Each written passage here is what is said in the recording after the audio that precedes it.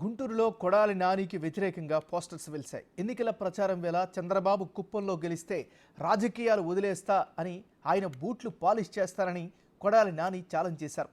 ఈ క్రమంలో టీడీపీ అభిమానులు కొడాలి నాని ఎక్కడ దాక్కున్నా బయటికి రావాలంటూ ఫ్లెక్సీలు పెడుతున్నారు.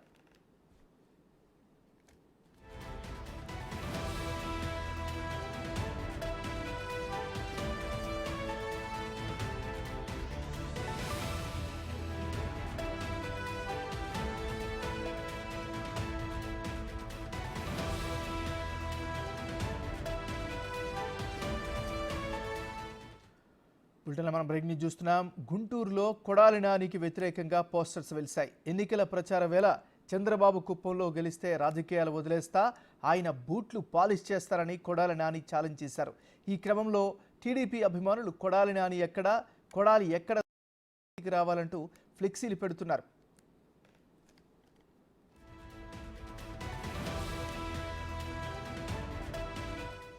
ఇక ఇదే అంశానికి సంబంధించి మరి తాజా సమాచారాన్ని మా రిపోర్టర్ మల్లికార్జున్ అందిస్తారు. మల్లికార్జున్, చెప్పండి, ఈ ఫ్లెక్సీల వ్యవహారానికి సంబంధించిన అప్డేట్ ఏంటి?